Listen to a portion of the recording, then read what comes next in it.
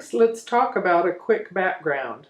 On the printed insert, I did some very quick coloring just with my Copic markers. I did some blues and greens, and then just very simply did some quick, strokes to look sort of like loose, jungly greenery down below. And if you don't want to even try that, I'll give you some even simpler options here. And on this one, I simply used my chalks and even just a Kleenex to do quick little bits of color. On this one, I used any number of inks and my little stylus brushes, and you can see I quickly just did little bits of color, and even though they're kind of uneven, it just makes it interesting. And I found I liked a little bit of the white showing through. Then, of course, if you want to do some of your modeling of the different colors, you can use your Distress Oxide inks and the applicators and splash a little bit of water, have any fun you like with that. And that just creates a soft bit of blues and greens, which should be easy enough to do.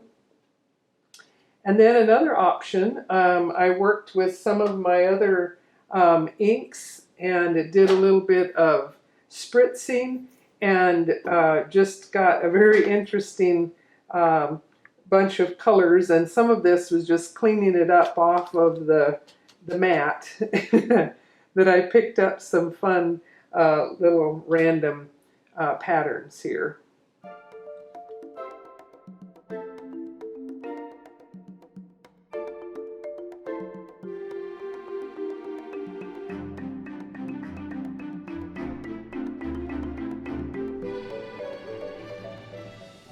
If instead of wanting your elephant to be in the jungle, you want him to be in the savanna or the bush, there are some other simple ways to do a quick and easy backdrop.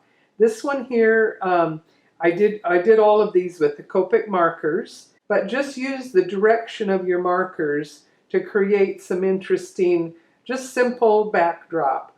Here were some clouds, and here I looked for a photo of a sunset and just had some fun with markers. And remember, it's just markers and paper, and you can try some things. You might be pleasantly surprised at what you can create for a backdrop.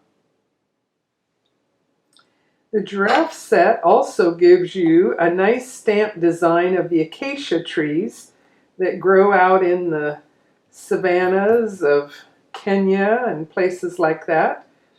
And so I did this simple background using Copic markers, and if you'll notice, just the direction of your coloring can give you some interesting details.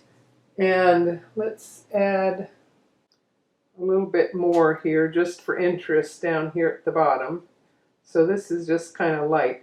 If you want to just do some brush strokes from the bottom up, you can see how it can be that simple, and give it a try. Each different one could be a little bit different. So now I wanted to show I've created a horizon line. So let's ink up these acacia trees just in black, and let's stamp them as best we can along that horizon line. Haha. That was pretty good.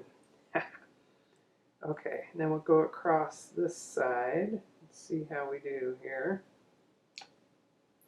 Okay, where it doesn't line up, I'm just going to take, there we go. The irregularity of it actually helps. So a fine line pen will let you touch it up a little bit. Okay, so there's the acacia trees.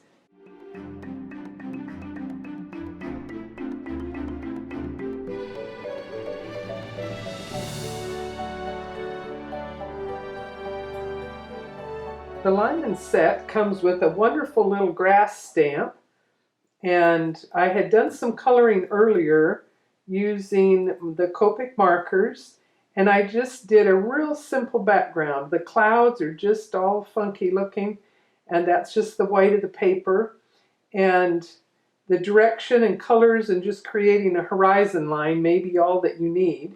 But now let's try adding some of our grassy stamping here in the foreground, and I'll just put it on here so I don't have to clean up anything.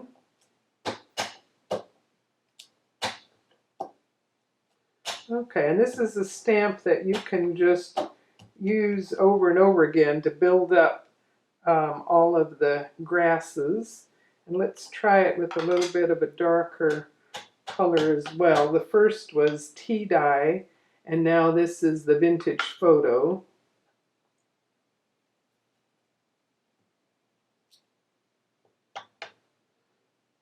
Okay, just like that. Looks interesting.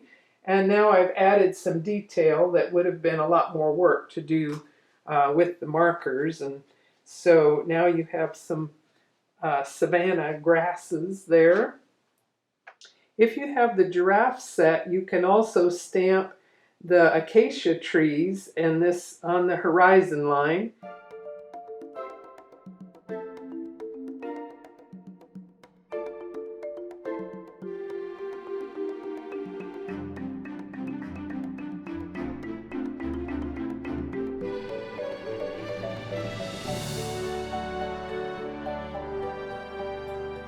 When you study each of these were done with Copic markers. I started out real simple, and then I kept getting braver and braver. Then I went and took I looked at a photo of a sunset to get some idea for colors. And it's just paper, so I encourage you to give it a try. If you enjoy your Copic markers, you've got lots of interesting colors, and you know all the blending techniques. And let's now take a look here. I've been wanting to try this, so let's do some of our acacia trees here.